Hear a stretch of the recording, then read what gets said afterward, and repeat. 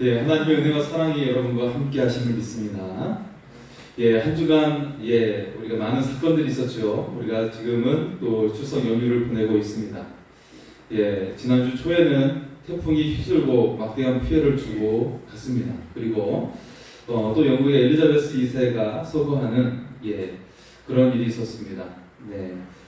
여러분 지금 이 연휴 기간을 여러분 어떻게 지내고 있습니까? 어떻게 잘 지내고 있습니까? 네. 노블리스 오블리제라는 말이 여러분 알고 계시죠? 정당하게 대접받기 위해서 명예만큼 의무를 다해야 된다라는 의미를 가지고 있죠. 그래서 노블리스는 명예를 뜻하고 오블리제는 의무를 뜻하는 그런 말이죠. 명예를 위해 의무를 다하는 귀족들, 지도층의 맹세를 말하고 있죠. 특히 영국에서 여러 가지 그런 이야기들이 있죠. 그 지도층이 자제들이 입학하는 이튼 칼리지라는 학교가 있습니다. 그런데 그들 졸업생 가운데 두 차례 세계대전을 겪으면서 거기에 참전하여 세상을 떠난 학생들이 2,000명에 달한다고 합니다. 지도층 자녀들이 다니는 학교예요. 예. 그리고 엘리자베스 여왕의 차남이었던 앤드류 왕자 같은 경우에는 포클랜드 전쟁에서 전투헬기 조종사로 그 위험을 무릅쓰고 활약을 하기도 했습니다. 미국의 루즈벨트 대통령 알고 계시죠? 그의 아들 4명은 모두 다 전쟁에 참전을 했습니다. 그리고 아이젠하워 대통령은 그의 아들 아이젠하워 소령을 한국전쟁에서 잃게 되었습니다. 사실 지금 한국의 지도자들이 따라야 할 그런 당연한 모습이라고 생각이 듭니다. 네. 오늘 본문에도 보면 노블리스 오블리제를 실천한 인물이 등장을 하고 있어요. 안전된 자리를 뒤로하고 폐허가 된 조국으로 돌아가서 조국을 다시 일으킨 사람입니다. 그는 바로 에스라입니다. 에스라는요, 이스라엘의 포로 기환의 중심에 서 있었던 인물입니다. 포로 기환 94년 동안 3차례에 걸친 포로 기환이 일어나게 됐는데요. 에스라서는 1차와 2차 포로 기환의 내용을 담고 있어요. 그리고 그 다음에 느헤미야서가 등장을 하잖아요. 느헤미야가 주도한 3차 포로 기환 때도 함께 재건을 이루는 중요한 지도자였습니다. 자, 우리가 함께 보았던 이 에스라서의 말씀은 총 10장으로 기록이 되어 있는데요. 1장에서 6장까지의 말씀은 1차 포로기환의 내용을 담으면서 왕족인 수르바벨이 주도했던 그 내용을 다루고 있습니다. 그래서 무너진 성전을 세우는 그런 말씀이죠. 그리고 7장에서 10장의 말씀은 이 에스라, 제사장의 신분을 가지고 있는 이 에스라가 2차 포로기환을 주도하고 다시금 이 성전을 재건하는, 그리고 영적인 재건에 대한 기록을 담고 있습니다. 네. 자, 그리고 그 다음에 이어지는 말씀이 이제 느헤미야서인데, 느헤미야는 그의 직함이 관리예요. 총독입니다. 그래서 그 3차 포로 기환의 내용인데 그때는 성벽을 재건하는 그런 말씀으로 이어집니다.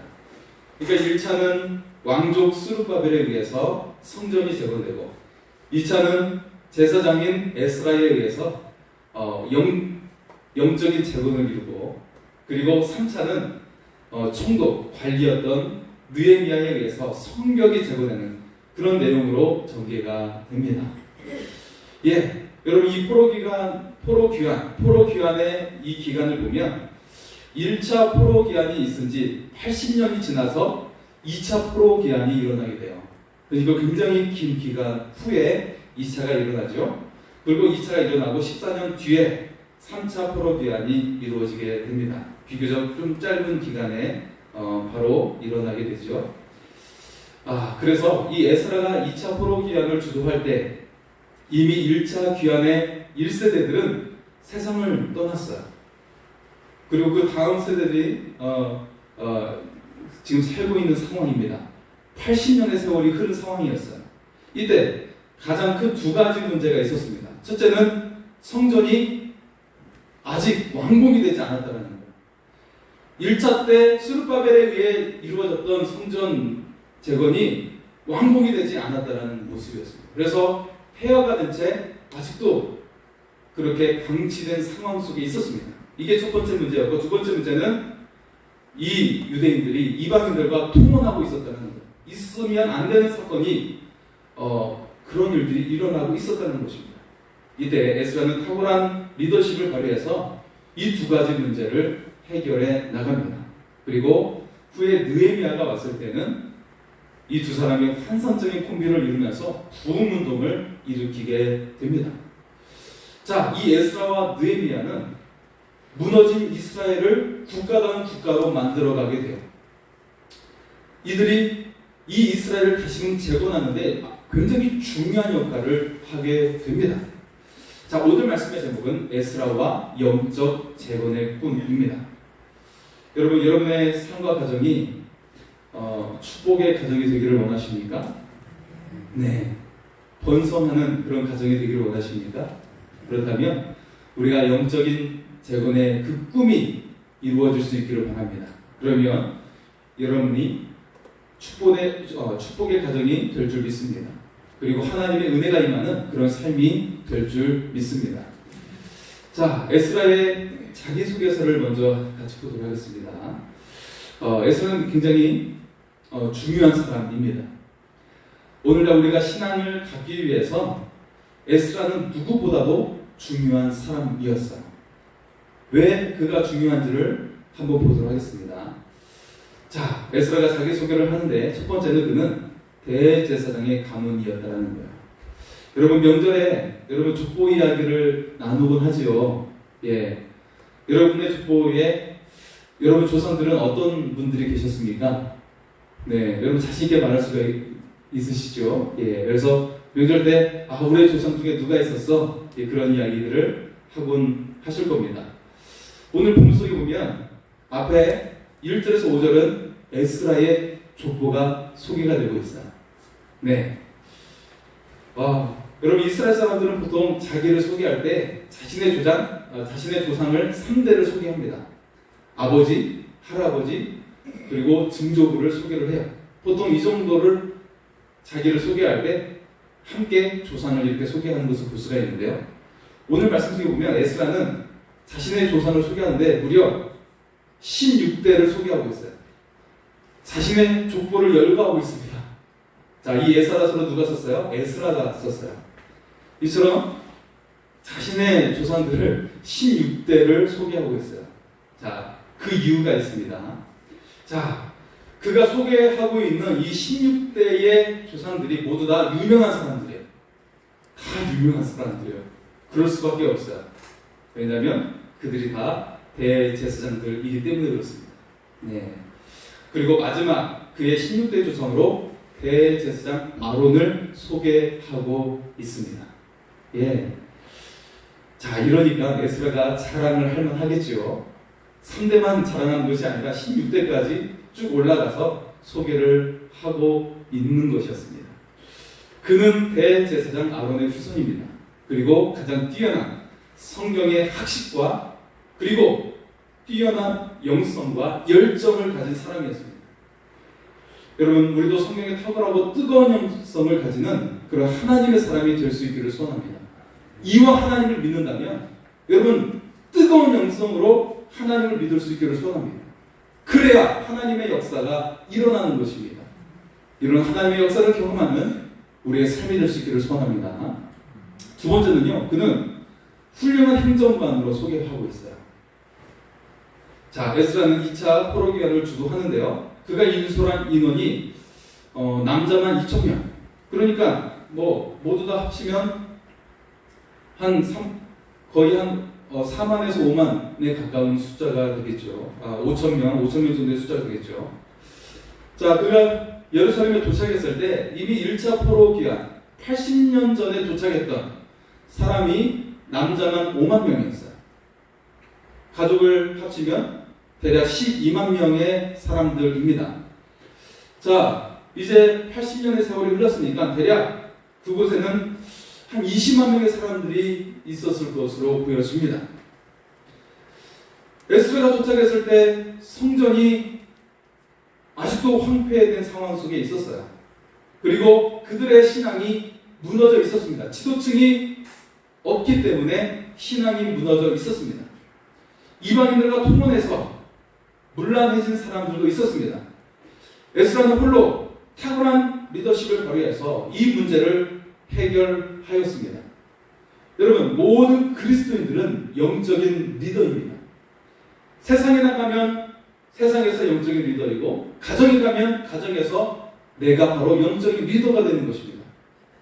여러분, 저도 사실 집안에서는 가장 막내입니다. 하지만 교회에서 말씀을 들으면 저는 그대로 어머니께 그리고 누님들한테 이 말씀을 전했어요. 목사님 말씀을 들은 대로 말씀을 전달하는 역할을 했습니다. 비록 가장 나이가 어리지만 나름대로 영적인 리더라고 생각을 했어요. 가장 어리지만 우리는 가정에 가면 영적인 리더예요. 세상에 나가면 세상에서 영적인 리더인 것입니다. 여러분의 영성을 통해 가정이 세워질 줄 믿습니다. 여러분을 통해 이 세상이 세워질 줄 믿습니다. 자, 그리고 세 번째는 그는 중보 기도의 사람으로 자기를 소개하고 있습니다. 포로기환이 수르바벨 위에 80년의 세월이 지났죠. 이 가운데 위대한 영적인 지도자인 에스라가 그 가운데 오게 됩니다. 예루살렘의 먼저 사람들에게 치명적인 악이 그들에게 존재했어요. 이방인들과 통혼한 것이죠. 전에 예루살렘의 멸망을 초래했던 그 원인이 조상들의 행위가 바로 이방신을 섬기는 거였습니다. 이방인들과 섞이면서 이방신을 섬기는 것이 바로 예루살렘의 멸망을 초래했던 거예요. 에스라는 중보 기도의 사람이었습니다. 이 죄악이 나와 상관없는 것이 아니라 내가 지은 것이냐 그가 스스로 회개하고 있었습니다.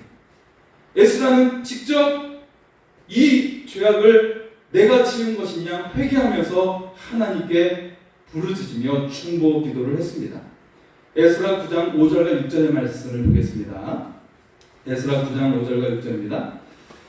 저녁 제사를 드릴 때 내가 근심 중에 일어나서 속옷과 겉옷을 찢은 채 무릎을 꿇고 나의 하나님 여호와를 향하여 손을 들고 말하기를 나의 하나님이여 내가 부끄럽고 낯이 뜨거워서 감히 나의 하나님을 향하여 얼굴을 들지 못하오니 이는 우리 죄악이 많아 정수리에 넘치고 우리 허물이 커서 하늘에 미침이니이다. 아멘. 에스라는 이 백성들의 죄악이 내가 지은 것이냐 하나님께 부르짖으며 회개하며 기도했습니다. 여러분, 이 모습이 바로 하나님의 사람의 모습이에요. 아브람도 소돔과 고모라를 위해서 중보하며 기도했습니다. 정말 간절한 마음으로 하나님께 중보하며 기도했어요. 소돔과 고모라가 과연 아브람과 무슨 상관인데 애각하는 마음으로 그는 의인 10사람이 있으면 그것을 하나님께서 심판하시겠습니까? 라고 하면서 기도했던 것입니다. 모세는 백성들의 죄악을 대신해서 차라리 내 이름을 생명책에서 지워주시옵소서 라고 하면서 생명을 걸고 기도했습니다. 여러분, 예수님도 십자가에서 조롱하고 있는 이들을 위해 아버지여 그들의 죄를 용서하여 주옵소서. 여러분, 그들이 누구일까요? 단순히 예수님을 조롱하는 무리들이었을까요? 여러분, 바로 우리들이지 않겠습니까? 예수님은 우리들을 향해 말씀하고 있는 것. 하나님, 그들의 죄를 용서하여 주옵소서. 예수님을 믿는 사람들은 중보기도하는 사람들입니다. 예수님을 본받아 중보기도를 하는 것입니다. 중보기도는 가장 강력한 역사를 이루는 기도인 것을 우리가 믿을 수 있기를 소원합니다. 중보기도는 오히려 내가 기도하는 그 사람보다 나에게 더 큰 응답의 역사가 일어나게 된다는 것을 여러분 믿을 수 있기를 소원합니다. 이 하나님의 충만한 은혜가 여러분에게 임하기를 소원합니다. 자, 네 번째로 그는 성경 전경 형성과 말씀에 능통했던 그런 사람이었습니다. 미국 농담에 거북이 교인이란 그런 말이 있습니다. 여러분, 새는 9일 동안 먹지 않고 살 수 있다고 그래요. 사람은 여러분 며칠 동안 먹지 않고 살 수 있을 것 같습니까? 네, 일반적으로 사람은 12일 동안 먹지 않고 살 수 있다고 합니다. 그리고 개는 20일 동안 먹지 않을 수 있다고 합니다. 그리고 거북이는 무려 500일 동안 먹지 않고 살 수 있다고 합니다. 이처럼 말씀을 읽지 않고 사는 신자를 거북이 교인이라고 한다고 합니다. 네. 그런데 주사랑교회는 아무도 거북이 교인이 없어요. 왜냐하면 우리 성경 쓰기를 다 하고 있기 때문에, 성경 쓰기를 좀 못하더라도 말씀 읽는 교인들이기 때문에 거북이 교인이 아무도 없습니다. 예, 뿌듯합니다, 여러분. 예. 여러분에게 성경은 어떤 책입니까? 여러분 자신에게 성경은 어떤 책입니까? 하나님의 말씀을 믿는 자에게 여러분 믿음대로 하나님께서 역사하실 줄 믿습니다. 여러분이 가진 성경은 언제 정경이 되었을까요? 바벨론 포로 전까지는 정경이 다양했습니다. 예, 여러 가지 버전이 이렇게 있었어요. 사투리로도 쓰여져 있었겠죠. 그런데 이 에스라가 시작한 것이 있었는데 유대교 회당이었습니다. 에스라를 통해 유대교 회당이 시작이 되는데, 이 유대교 회당에서부터 구약 성경이 정경을 정리하는, 그래서 정경이 형성되는 과정을 이 유대교 회당을 통해서 이루어지게 됩니다. 자, 이를 잣대라는 의미인 캐논이라고 해서, 예, 그렇게 이름을 지어 성경을 캐논이라고 부르게 되는 것입니다. 잣대, 예, 측량. 자, 이후 로마에 의해서 70인역으로 헬라어로 쓰여지게 되죠. 70명의 사람이 헬라어로 다시 기록했다고 해서 70인역이라고 해요. 이것이 바로 우리에게 직접적으로 오게 되는 구약 성경으로 만들어지게 된 것입니다. 이처럼 에스라는 우리에게 성경이 오게 한 매우 중요한 인물이 된 거예요. 그가 없었다면 구약 성경이 제대로 우리에게 주어지지 못했을 것입니다. 에스라는 또한 매우 뛰어난 성경학자였고 페르시아 왕에게 신임을 받았던 인물이었습니다. 6절의 말씀을 보겠습니다. 6절입니다. 이 에스라가 바벨론에서 올라왔으니 그는 이스라엘의 하나님 여호와께서 주신 모세의 율법에 익숙한 학자로서 그의 하나님 여호와의 도우심을 입음으로 왕에게 구하는 것은 다 받는 자이더니 아멘. 자, 에스라에 대해서 우리는 보통 이렇게 말합니다. 학자경 제사장, 그렇게 성경은 소개하고 있는데요. 본문 속에서는 율법에 익숙한 학자라고 소개되고 있습니다. 자, 에스라가 했던 일은 곧 서기관이라는 직분으로 탄생하게 됩니다. 그러니까 에스라는 최초의 서기관이라고 볼 수가 있는 거예요. 고위직 관리, 성경을 기록하고 연구하는 자입니다. 자, 에스라는 말씀을 사랑했고 능통했던 사람이었습니다. 하나님은 에스라를 귀하게 사랑했어요.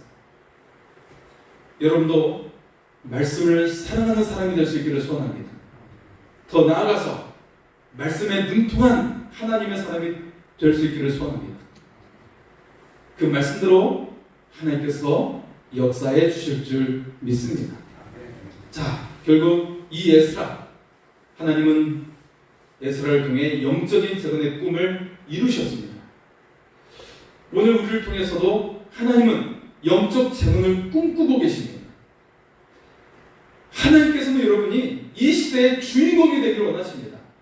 여러분, 정치인들이 주인공이 아니에요. 재벌이 주인공이 아닙니다.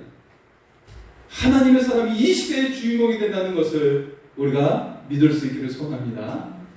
그래서 이 자리에 하나님을 사랑하는 여러분이 바로 이 시대의 주인공이 될 줄 믿습니다. 한번 따라서 할까요? 나는 이 시대의 주인공입니다. 한 번 더요. 나는 이 시대의 주인공입니다. 할렐루야. 하나님께서 그렇게 만들어 주실 줄 믿습니다. 예, 하나님은 에스라를 그 시대의 주인공으로 만들어 주셨습니다. 그래서 첫 번째, 그를 통해 예배의 제목을 이루셨습니다. 자, 그가 포로된 백성들을 이끌고 예루살렘으로 왔습니다. 그리고 남아있던 백성과 함께 다시 성전을 완공을 했어요. 세웠습니다. 그리고 예배를 회복하는 일을 하였습니다. 여러분, 신앙의 기초는 하나님과의 관계 회복이었습니다. 그런데 이 하나님과의 관계의 그 기본이 바로 예배입니다. 지금 이 시간도 예배이지만 여러분이 밖에 나가서 하나님과 함께 대화하고 기도하는 그 모든 순간이 예배임을 우리가 알 수 있기를 소원합니다. 네, 하나님을 사랑할수록 예배가 즐거운 거예요. 사랑할수록 예배가 기다려지는 것입니다. 하나님을 사랑할수록 이 예배가 굉장히 흥분된 시간이 되는 줄 믿습니다. 여러분, 남녀가 사귈 때 어떻습니까? 그 만남이 기다려지지 않습니까? 그 목소리를 더 듣고 싶지 않습니까? 그것처럼 그 예배가 기다려지고 그 예배를 사모하는 우리의 마음이 될 수 있기를 소원합니다. 자, 우리 두 번째는 말씀의 재건을 이루었어요. 우리 10절의 말씀을 보겠습니다. 10절입니다. 에스라가 여호와의 율법을 연구하여 준행하며 율례와 규례를 이스라엘에게 가르치기로 결심하였었더라. 아멘. 자, 이스라엘이 약속의 땅에 들어갈 수 있었던 것은 하나님의 말씀에 순종했기 때문이었습니다. 이스라엘이 반대로 망한 것은 하나님의 말씀을 떠났기 때문이었습니다. 에스라는 이것을 잘 알고 있었어요. 그래서 다시 세속에 빠진 백성들에게 말씀을 가르쳤던 것입니다.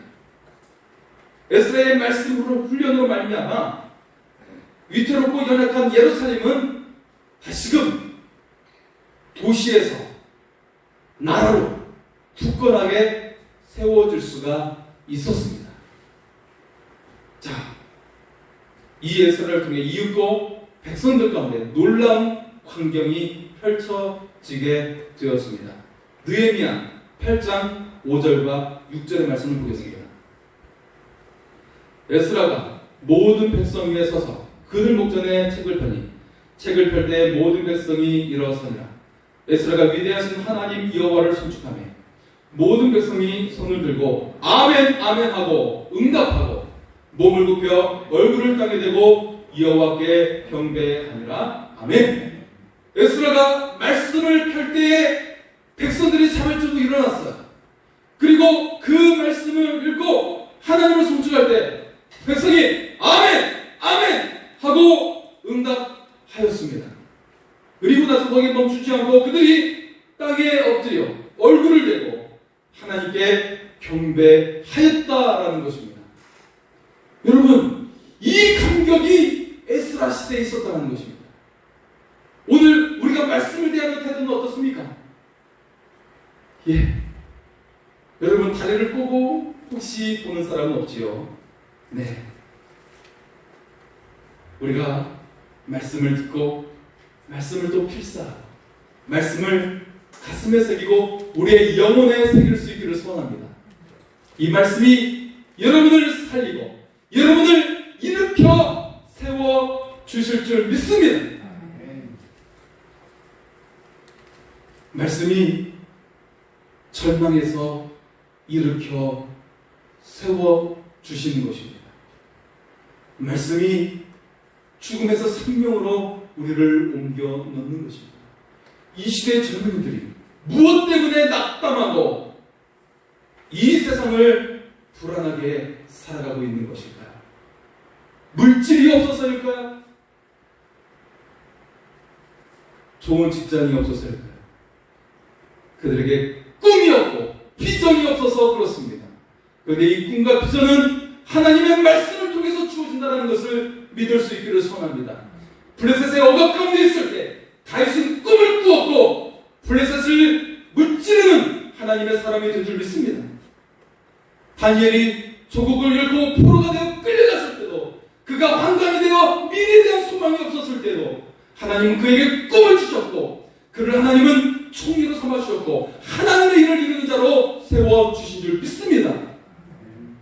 나라가 망했어도 나라가 억압을 당했어도 하나님의 말씀이 주어진다면 그가 꿈의 사람이 되고 하나님의 사람이 될 줄 믿습니다. 세 번째로 느헤미야는 기도의 재건을 이루었습니다. 그는 혼자만 기도한 것이 아니었어요. 모든 백성에게 기도의 운동을 일으켰던 사람입니다. 에스라 8장 21절의 말씀입니다. 그때 내가 아하와 강가에서 금식을 선포하고 우리 하나님 앞에서 스스로 겸비하여 우리와 우리 어린아이와 모든 소유를 위하여 평탄한 길을 그에게 강구하였으니 아멘. 에스라는 기도의 재건을 이루었습니다. 기도의 극치는 금식 기도이죠. 이 모든 금식 기도를 온 백성에게 선포했어요.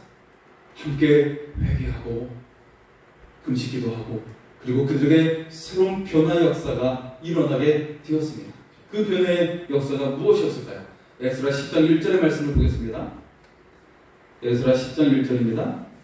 에스라가 하나님의 성전 앞에 엎드려 울며 기도하여 죄를 자복할 때 많은 백성이 크게 통곡하며 이스라엘 중에서 백성의 남녀와 어린아이의 큰 무리가 그 앞에 모인지라. 아멘. 자, 이 기도 후에 이방 여인을 아내로 맞이한 이들이 결단하게 됩니다. 그리고 이방 여인을 모두 돌려보내게 됩니다. 그들이 모두 다 통곡하며 울며 회개했어요. 이 회개의 역사가 중보 기도를 통해 금식 기도를 통해 일어나게 되었어요. 그리고 새로운 변화의 시작. 연약했던 예루살렘이 나라를 이루는 그런 놀라운 역사가 일어나게 된 줄 믿습니다. 실제로 이 사건 후에 이 예루살렘은 도시가 아니라 나라로서 다시금 세워지는 은혜의 역사가 시작이 된 줄 믿습니다. 여러분의 인생에서 가장 중요한 것이 기도인 것을 우리가 믿을 수 있기를 소원합니다. 지금 하는 일에 실력과 열정보다 앞서야 하는 것이 바로 기도라는 사실입니다. 하나님의 손길이 여러분의 인생 가운데 닿아야 한다는 것입니다. 기도가 재건이 되었을 때 인간 수준이 아니라 하나님의 수준의 역사가 일어나게 될 줄 믿습니다. 마지막으로 느헤미야는 매일 하나님의 인도를 받았던 사람이었습니다. 이것이 바로 우리 그리스도인들의 롤 모델이 되어야 하는 것입니다. 에스라의 가장 탁월함은 매일 하나님의 인도를 받았다는 거예요. 여러분, 에스라는 시간을 정해 기도했을 뿐만 아니라 매일 예배했던 사람이었어요. 에스라는 순간마다 기도하였고 모든 순간마다 하나님의 인도를 받았습니다.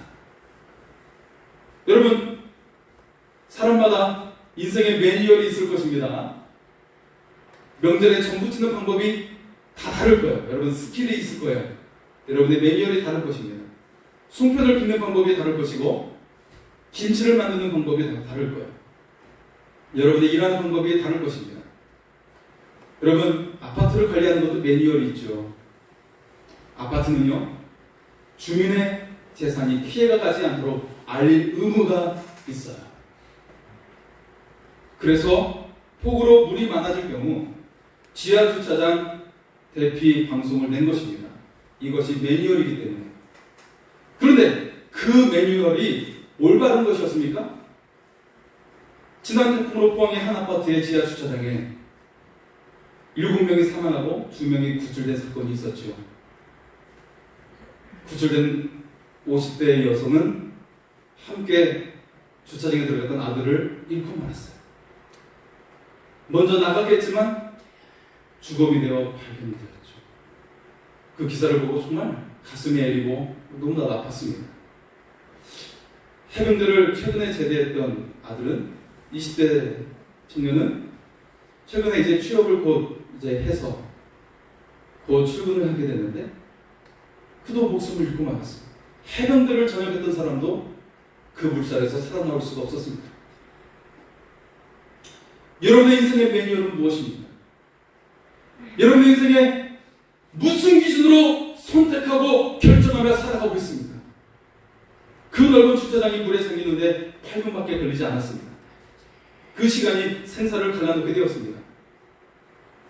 그런데 우리도 운전을 하다 보면 1초도 안 되는 순간에 사고를 당하게 됩니다. 우리 인생은 매일 모든 순간에 하나님이 필요합니다. 하나님의 인도가 우리에게 필요합니다. 인생의 중요한 선택의 순간에 하나님이 필요합니다. 살아가는 모든 순간에 하나님이 필요합니다. 19세기 영국이 오대양을 누빌 때 많은 배들이 침몰을 당했어요. 그 이유는 짐을 너무 많이 실었기 때문이었습니다. 사무엘 플리졸이라는 전문가가 이것을 조사해서 영국 의회에 한 개의 법안을 통과시켰습니다. 이것을 적재 한계선, 영어로 로드 라인. 그것은 생명선과 같은 것입니다. 그 이상을 실으면 침몰합니다. 여러분, 계곡의 물도 무릎보다 올라오면 절대 건너서는 안 돼요. 왜냐하면 인간이 건널 수 없는 수압이 발생하기 때문에 그렇습니다. 계곡이든 지하 주차장이든 물을 덮이는 이미 한계선에 도달하는 거예요. 절대 들어가서는 안 되는 상황인 것입니다. 적재의 뜻을 뜻하는 로드는 주님을 뜻하는 단어이기도 합니다. 예수님께 일생을 바친 성도는 로드라인, 곧 주님을 섬기는 선을 그어야 하는 것입니다. 정과 욕심을 십자가에 못 박는 것이 예수의 사람이라고 말한 바울의 말이 바로 이런 뜻을 가진 것입니다. 이제 우리의 마음을 주님께 못 박을 수 있기를 소원합니다. 우리의 마음을 십자가에 못 박을 수 있기를 소원합니다. 하나님의 말씀에 자신을 맡기는 사람은 하나님의 역사를 보게 될 줄 믿습니다. 하나님께 자신을 맡기는 사람은 하나님 수준의 역사를 경험하게 될 줄 믿습니다. 하나님과 동행하는 영적 재건을 이름으로 여러분의 가정과 삶이 견고히 설 수 있기를 소원합니다. 하나님 앞에서 영광스럽게 나오게 되기를 소원합니다. 우리 하나님께 찬양하며 나아가겠습니다.